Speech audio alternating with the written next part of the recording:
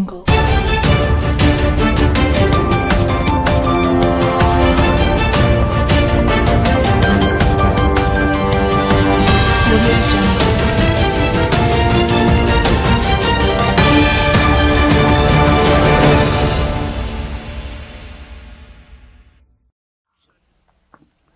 Good morning, welcome to the Morning Momentum. Today being Tuesday, the 7th of May 2024. This is a daily compendium of local and international news, human interest stories, current affairs and expert opinion. My name is Alfonsoh Ouma, and we are definitely taking up the airwaves on the best youth television network in East and Central Africa, Younib TV. Let's take a look at the top stories making the headlines this morning.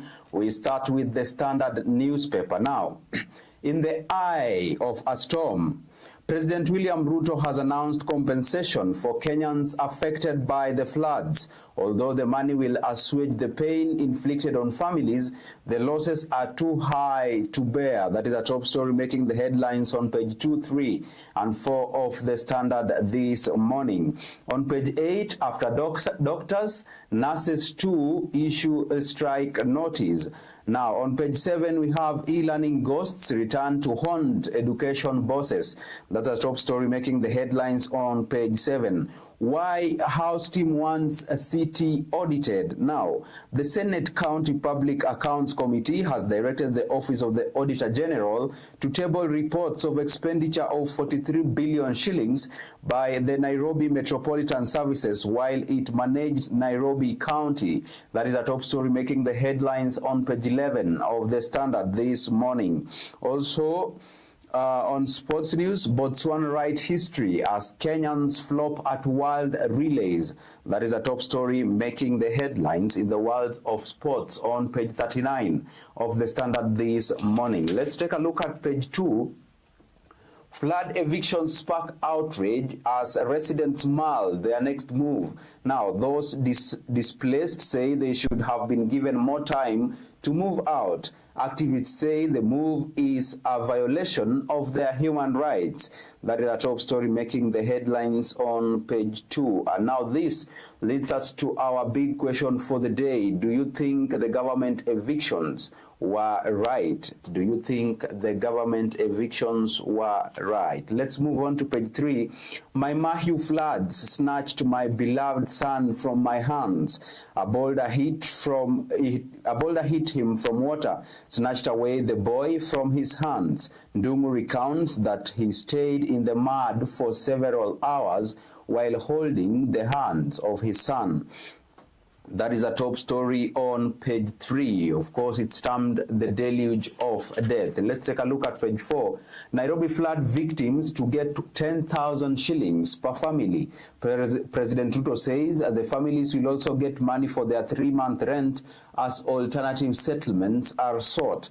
He promised residents of government support and urged them to remain vigilant. That is a top story making the headlines on page 4. Also, families marooned by floods as motorists spend hours on roads. Now, hundreds of Kenyans are marooned in their homes as rivers burst banks due to the heavy rains pounding the country. From the coast to Nyanza, several families have been rendered homeless by devastating floods, forcing county governments and churches to move in to assist victims. On page 5, Parliament wants an operational refineries companies dissolved. Now, PIC says KPRL ceased operations 10 years ago and has no business getting 1.3 billion from KPC every year. The money, it says, could be used to cushion Kenyans against high fuel prices. That is a top story making the headlines on page 5. On page 6, agriculture health woes expose Kenya Kwanza soft underbelly. Now, CS for Agriculture, Mithika Linturi, runs a key function in Ruto administration's economic plan. Health's Susan Nakumicha runs another function that is key in the life of the country. That is a top story you want to catch up with on page 6 of the Standard this morning. On page 7, calls for official remote learning policy rise. Now, few steps have been taken to mount an alternative robust remote learning infrastructure to ensure continuity of learning. A number of public secondary schools are engaging learners on virtual platforms such as WhatsApp. That is a top story on page 7. Now, let's move on to page 8. Nurses Union issues 7-day strike over unmet demands. Now, union accuses SRC of subverting deal on interns and nurses on short contracts. Now, KNUN wants the nurses under UHC employed on permanent and pensionable terms.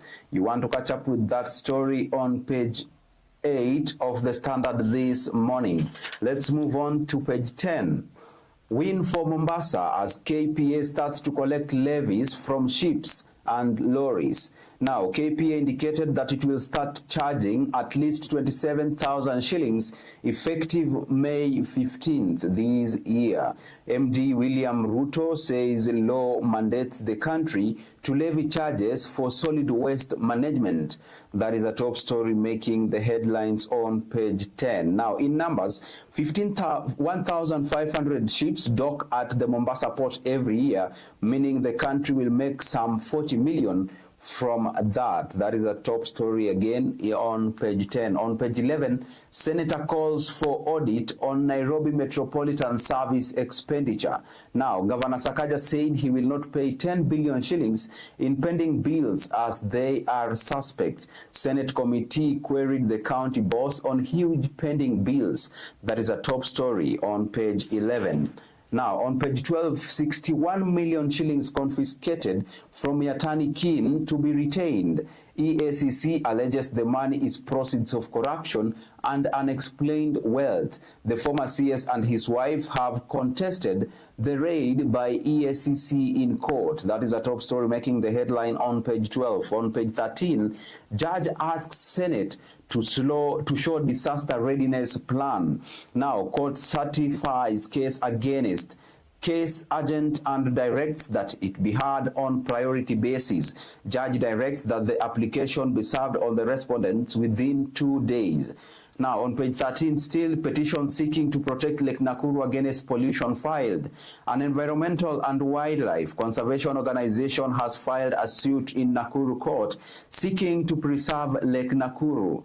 Now, Baboon Kenya project in the petition filed at the Environment and Lands Court named the county government of Nakuru Water and Sanitation Services Company Limited, National Environment Management Authority, and the Attorney General as respondents. That is a top story on page 13. Let's take a look at page 14.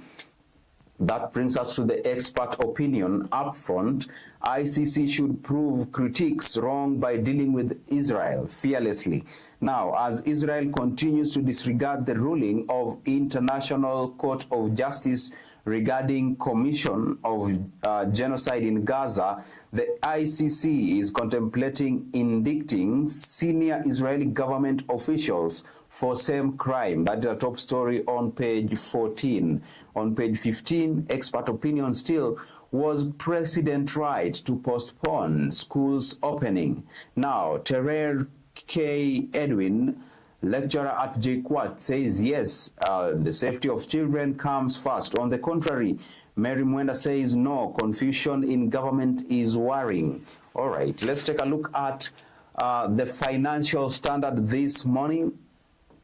State ramps up Hustler Fund allocation. Now, the kitty for microloans has received 5 billion shillings in the upcoming 2024-2025 financial year, amid mounting complaints of delays in loan disbursements. That is a top story on page 26 and page 27 of the Financial Standard. Also, central bank bosses, climate change is a threat to EAC economies. That's a top story on page 19 of the Standard this morning. Now, let's shift gears to business news. CS kicks out Cusco board after new audit reveals loss of billions. Now, move comes 4 months after the top management of the union was bundled out of office. CS Chelugui says an independent audit revealed system deficiencies in the management of unions' resources, including creative and unreliable financial records. That is a top story on page 25. In numbers, 5.46 billion shillings is what the CS termed as irregular withdrawal over 11 years between February 2013 and April 2024 from Cusco's accounts. Let's now shift gears and take a look at the international news here on the Standard. Now, Macron presses China's C on Ukraine trade at Paris summit. Today we'll see Macron take Xi, who is accompanied by his wife Peng Liyuan, to the Pyrenees Mountains. Xi's first visit to Europe since 2019 will also see him hold talks in Serbia and Hungary. That is a top story on page 27. In the Middle East, Israel orders evacuation from Rafah. Now, Israel's military yesterday called for the evacuation of Palestinians from eastern Rafah ahead of a long-threatened ground invasion of the southern Gaza city, the prospect of which has triggered widespread global alarm. That is a top story on page 27. On page 28, UN report reveals RSF's reign of terror in Darfur. UN expert says paramilitary forces and their allied militias in Sudan have committed large-scale ethnic killings and rapes in West Darfur, potentially consulting war crimes and crimes against humanity. That is the top story on page 28. Now, let's take a look at some sporting action on the Standard this morning. And we start with basketball. Now, Michelle rallies Cavaliers for series win over Orlando Magic. Cavaliers book date with Eastern Conference top seeds Boston Celtics. No time to rest for Cavs as they have to play Game 1 today in Boston. Now, Formula 1, McLaren's Norris beats Verstappen. McLaren's Lando Norris won the first Formula 1 race of his career with a shock victory over world champion Max Verstappen in the Miami Grand Prix on Sunday. That is a top story on page 37. On page 38, Rublev battles illness to claim Madrid Open title. Now, Andrew Rublev won the Madrid Open with a hard-fought 4-6, 7-5, 7-5 victory over Felix on Sunday to secure his second title of the year despite battling with illness.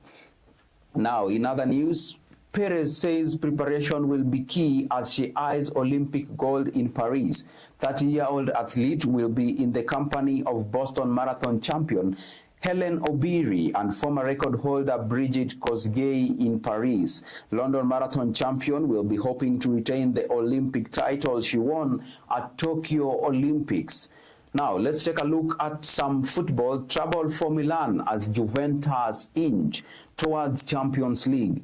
AC Milan were given the silent treatment by thousands of frustrated supporters during Sunday's thrilling 3-3 home away with Genoa as their disappointing Serie A season crawls to its conclusion. That's a top story on page 39. Now, Botswana also makes history as Kenyans flop at the World Relays. Botswana is the first African country to win a men's sprint event at the World Relays. USA break their own championship record in the mixed 4x400 meters relay. You want to catch up with more of that story on page 39. On the cover page of the Standard this morning, Mbappe and PSG aim to seize moment in semi-final. Now, French champions hoping to overturn 1-0 first leg deficit in Champions League. Mbappe keen to end his 7-year stay at PSG by winning a European trophy. That is a top story on the cover page of the Standard this morning. Also, Dortmund dreaming of Champions League final.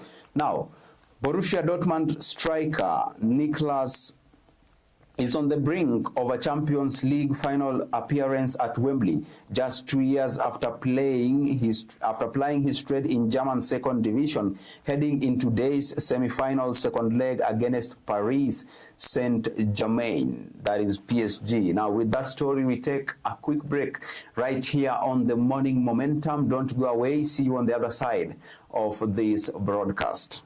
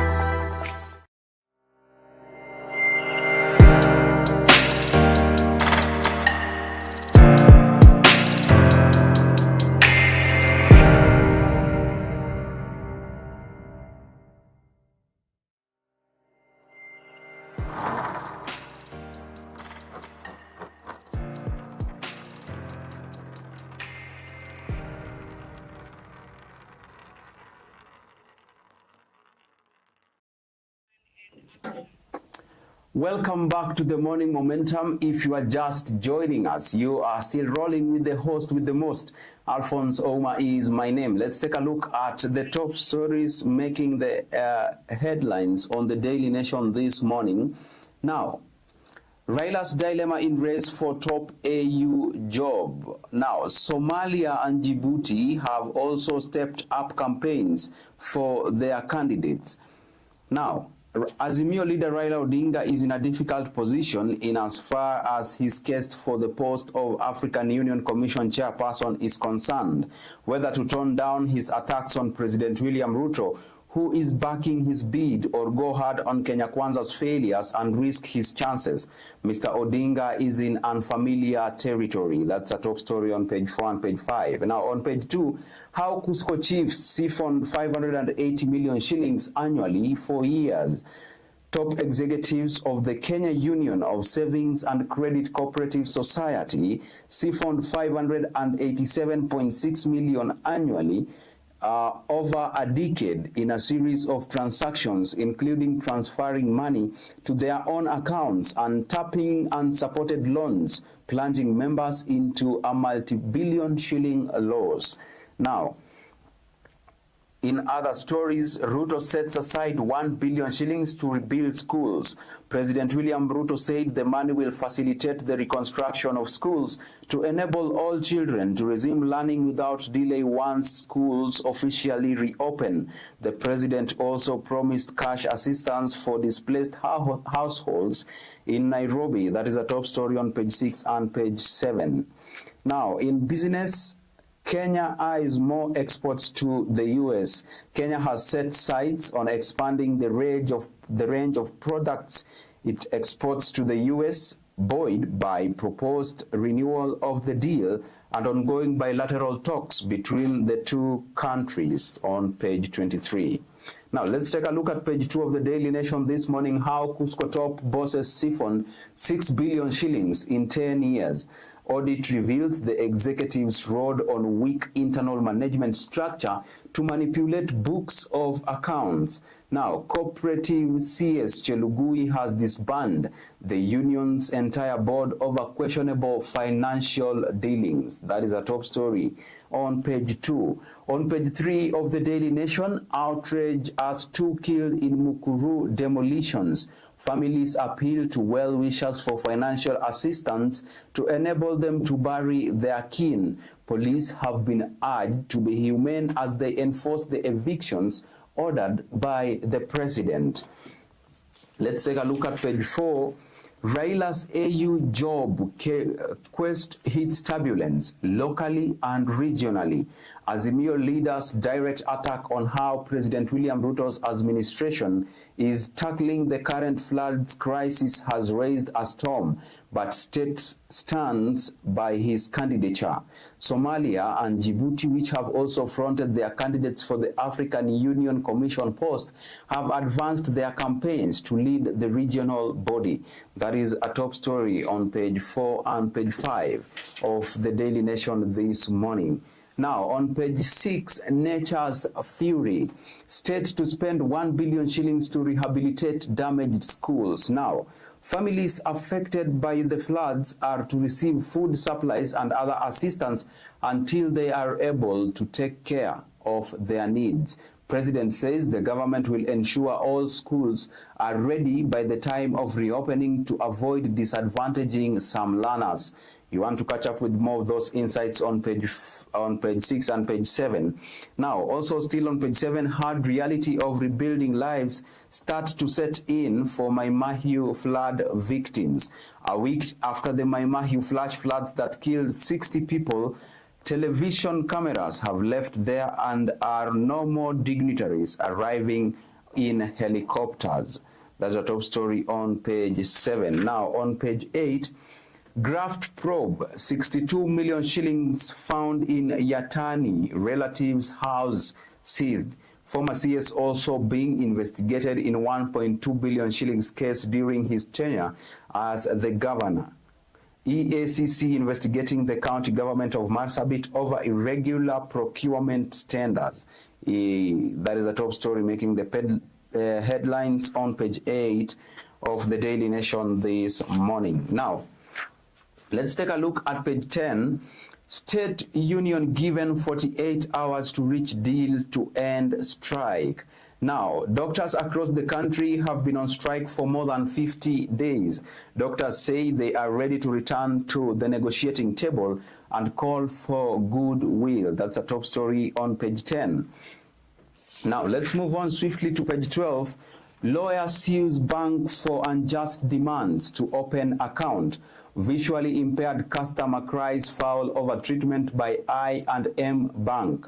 Wilson wants demand for power of attorney and indemnity waiver declared discriminatory. That's a top story on page 12. Now, let's move on to expert opinion this morning on the Daily Nation.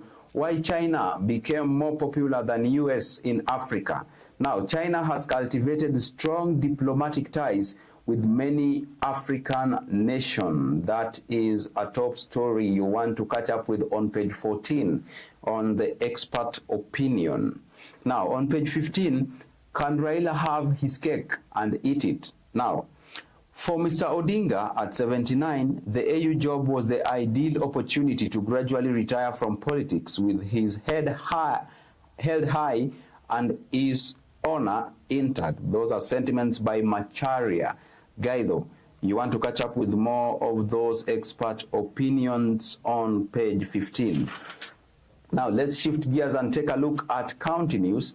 7 farms face probe over 39 million shillings tenders. Now, companies were hired to provide beautification services. That is, a petition calling for action had earlier been filed at the county assembly. That is a story from Kericho County. In Homa Bay, fishermen face grim future as lake's water level rises. Now, fishermen in Remba Island are staring at a bleak future thanks to the rising water levels in Lake Victoria. Now, briefly, in Kilifi County, Mungaro retracts body's threat. Governor Gideon Mungaro has retracted his threat to move Shakahola victims' bodies from Malindi sub-county to hospital in Nairobi. This is after he learned that the containers in which the bodies are stored don't use electricity. Now, in Kisumu, county issues Nairobi fly alert. Residents have been warned of possible Nairobi fly infestation in Dunga and Panga areas. Nairobi fly produces a corrosive chemical that is irritating to the skin. Now, in Kajiado County, marital strife cited in murder-suicide. A 58-year-old man killed his 16-year-old daughter before taking his own life in Kitengela town. The Sunday evening incident has been attributed to marital strife. You want to catch up with more of that story on page 17. Now, on page 18, in Kisii County, concern as cases of political violence and impunity surge. Police inaction has been blamed for encouraging culture of impunity. Despite past promises by the government of action against hooligans, nothing has been done. Now, in Tana River, locals raised the alarm over flood waters from upcountry. Despite the county not receiving vast amounts of rainfall, several areas have experienced flooding due to heavy downpours elsewhere, sparking concerns among local residents. In Nyandarua County, upgrade of Engineer Town to municipality sparks joy. Now, locals living in Engineer Town have welcomed the move by the county government to elevate the colonial-era urban settlement into a municipality.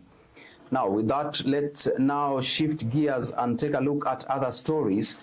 That is international news. Now, Trump accuses Biden of running Gestapo government. Republican presidential candidate Donald Trump accused Democratic rival President Joe Biden of running a Gestapo administration in a private address to donors, which he also attacked prosecutors involved in his criminal indictments, according to a recording heard by U.S. media outlets. Now, in other news, Israel evacuation plan in Rafah heightens tension. Now, Hamas, which governs Gaza Strip, warns moves dangerous escalation. Briefly, in Dar es Salaam, Tanzanian highway shut over flash floods.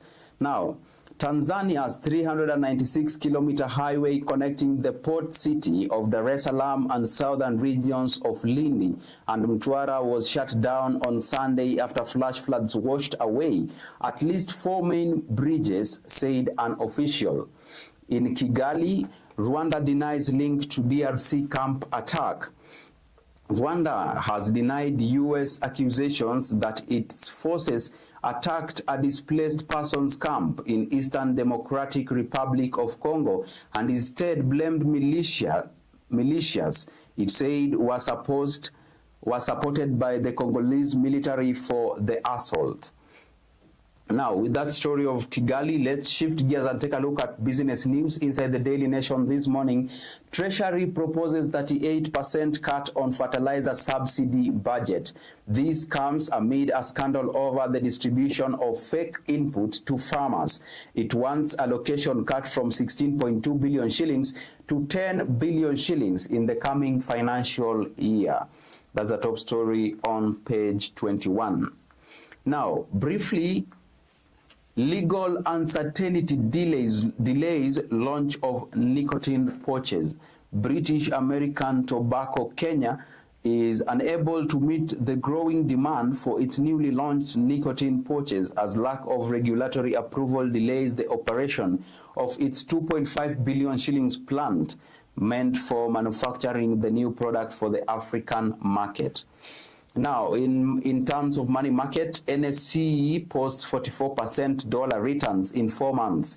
The Nairobi Securities Exchange posted returns of 44.43% in US dollar terms in the 4 months to April 2024, says data from Morgan Stanley Capital International Index. That is a top story on page 21. Let's take a look at page 22. Inside KRA's multi-billion shillings tax fights with corporates. Now, for many other firms, the closure of one tax dispute with Kenya Revenue Authority has meant the start of another march to their charging. Now, the KRA is embroiled in multi-billion shillings fight with corporates, with some cases going all the way to the Supreme Court and putting to test the interpretation of tax laws. On page 23, Kenya eyes more exports to United States on proposed AGOA renewal. U.S. lawmakers propose the decades-long deal be extended for 16 years from 2025 to create certainty for American firms to invest in Africa. Now, let's take a look at sports news inside the Daily Nation this morning. And we start with World Athletic Relays Championships. Now, athletes shine in Bahamas. Kenya relay teams risk missing Paris Games. Now, athletes fail to qualify for Olympics in first and second rounds of championships. Hope of Kenya's relay teams qualifying for the 2024 Paris Olympic Games hangs in the balance after a dismal showing in the World Athletics Relay Championships in the Bahamas. Now, in matters volleyball inside, 88 million shillings FIVB technical support that Kenyan volleyball officials rejected. The 2-year renewable technical assistance program was conceived in 2020 and started in 2021, just before the delayed Olympic Games. Now, let's take a look at page 34. Olympics dilemma for athletes as Kasarani and Nyayo closed down. World Athletics has given runners up to midnight of June 30th to qualify for games. Now, in matters football, PSG, Dortmund clash for spot in Champions League final. French champions bank on home advantage to overturn the 1-0 loss during the first leg in Germany. PSG manager Luis Enrique wants his side to concentrate on all aspects of their game. You want to catch up with more of those insights on page 35. Now, on the cover page of the Daily Nation this morning, City Hall officials on the spot over 600 million shillings spending. Auditor General questions why the county government paid an additional 72 million shillings for medical cover without documents. Senate watchdog asks Ethics and Anti-Corruption Commission to look into the financial dealings between 2020 and 2022. Now, in numbers, 27 billion shillings is the amount allocated to the defunct Nairobi Metropolitan Service during its 2-year tenure. 72 million shillings is the additional funds spent on staff medical insurance scheme without documents to support the payment. Now, with that story of City Hall, we come to an end of today's session of the Morning Momentum. Thank you so much for staying with us right here at Younib TV, and by extension, many thanks to all those who made this broadcast a success. The Chief Controller, Anifa, Kavira. See you tomorrow, same time, same place. Until then, do have a beautiful Wednesday. I have been your host, Alfonsoh Ouma.